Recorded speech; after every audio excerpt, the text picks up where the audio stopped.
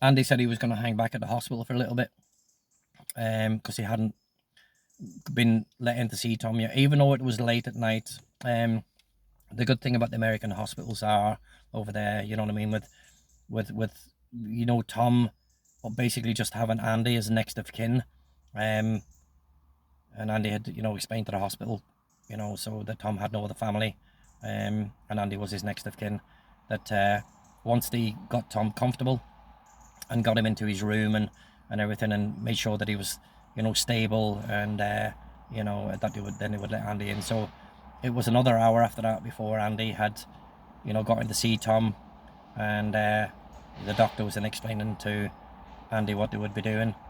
Tom had his own medical insurance, but Andy had also said, look, if it's anything extra, let me know, and I'll pay for what he needs. And that was very, very good of Andy to do that.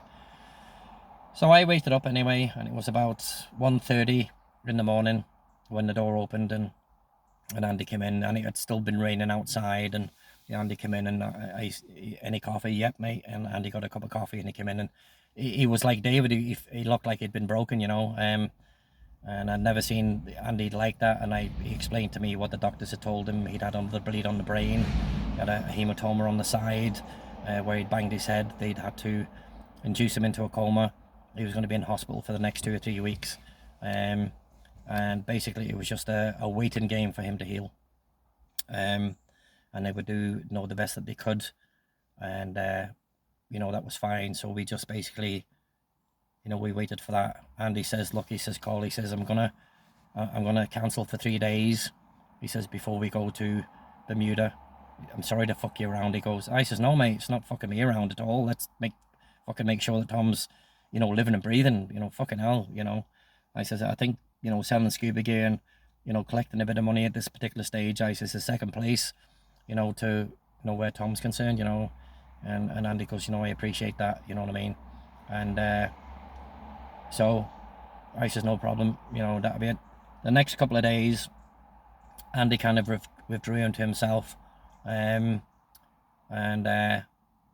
he definitely wasn't himself at all. He was on the phone. He phoned around Daycore and Scuba Pro and Cressy Sub and Sherwood and and Forte and like all these other companies that Andy was with, and just explained the fact that they postponed the trips because of his friend, and they were okay with that. You know what I mean? They knew Andy, they knew his work pattern and all that type of stuff. They knew what it said on the tin Andy would do.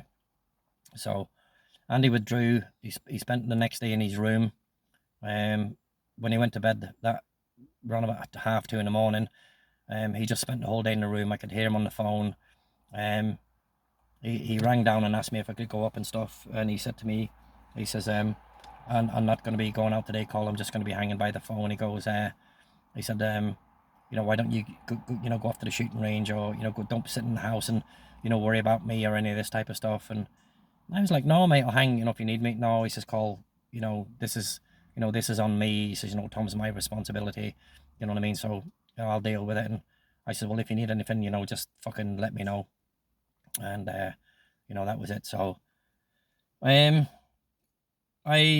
went up and I went to the mall. I went to the mall around 10:30. I went to see a movie. I can't remember what it was. And the good thing about the movies in the States was there was 20 or 30 cinemas in some of these malls, and I would buy one ticket and I would go and see in 3 or 4 different fucking movies. So I go into three or four different cinemas and nobody checked. I'd buy a bit of popcorn, or sneak some cheap chocolate or something, and then buy a Coke or something when I was in there, or a hot dog or a hamburger. I would just go in and I'd watch 3 or 4 movies and spend a few hours in there on my own. And then I would go back to the house, and I would hit the manual, the flight manual, and watch a bit of TV and work out. And evening time I'd go to the gym. It was all quite boring. My life was definitely a lot more boring up in the States. And I was a type of person that needed to be moving. I couldn't fucking stand the fact that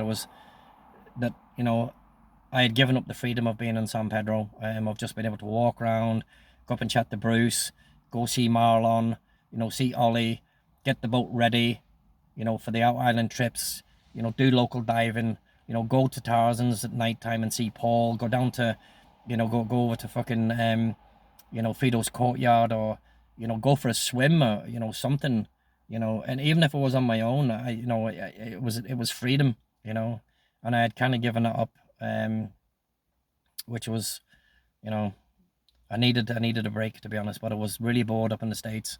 The first, you know, week or so there, 2 weeks there, it was great, you know, coming out of the gate. Everyone was brilliant. It was all brand new and stuff, but it was just the same monotonous fucking day in, day out fucking bullshit.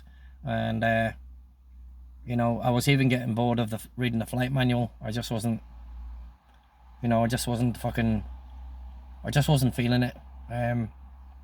So I decided that the next day I'd go to the shooting range. So I rang the shooting range and I booked an AR-15 and a Glock 17, and I would buy the rounds when I got there. So and then also there was another instructor there, a guy called Aaron, and Aaron was ex-Marine, real nice. He was an ex-Marine guy, and him and I got on. I'd shot with him a couple of times, and I always asked, you know, who the instructors are available today, and so I booked an hour of Aaron's time, which would be $100, and that was good crack, because, you know, when we were shooting, we'd sit down and have a break, have a coffee, and then go back to into the shooting range again and do all that type of stuff, and then we'd go on to the open air one outside, and I would be on the 50 meter, 100 meter, 150 meter, 200 meter ranges and firing, and Aaron brought his Remington 700, a lovely black sniper rifle with a nice Leopold scope on it. And that morning that I went shooting, I bought 200 rounds of ammo for each weapon. So 4 boxes of 50 9mm and 4 boxes of 5.56 mil rounds. So that was 200 of each, and I just took my time shooting and passed a couple of hours, and Aaron would stand behind me and he'd give me pointers of how to stand and, you know, breathe and all. And my shooting got really good. My groupings got to be really, really good over the weeks, days and weeks of being on the range. I'm very comfortable. Aaron taught me to strip the weapons down and clean them. Started firing a short-barreled AK, an M42.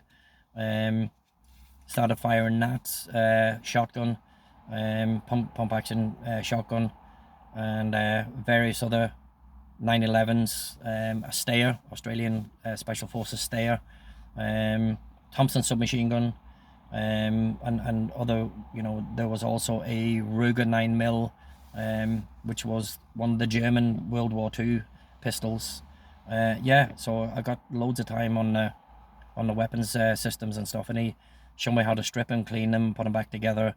And he said, you know, he says there's a gun armorers course. He goes college. He goes he says online. I'll give you the link. He says, and you know, you could go on that. He goes and get your armorers you know, certification on that. You know, I said I'll have a look at that. So he gave me it was Penn Foster College, and I said I'll take a look at that. So then he says to me, come on. He says we'll go on the 500 meter part of the range. He goes and you can have a crack on the Remington, and that's what we did.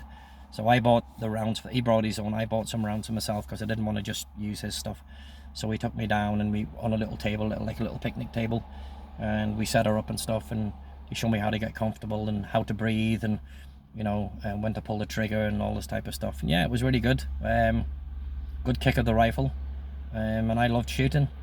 And Aaron and I, you know, got to be quite good friends, and it was a good day all round. So after the shooting was done, I went back home. I thanked Aaron, paid Aaron, went back home, got in the house, and Andy was downstairs in the kitchen, and he was grinding up some more coffee. And so that was, I think I got home around, I think it was 5 in the evening or something like that. And of course Andy was still like a little bit melancholy with Tom, and I asked him if he'd had any more word,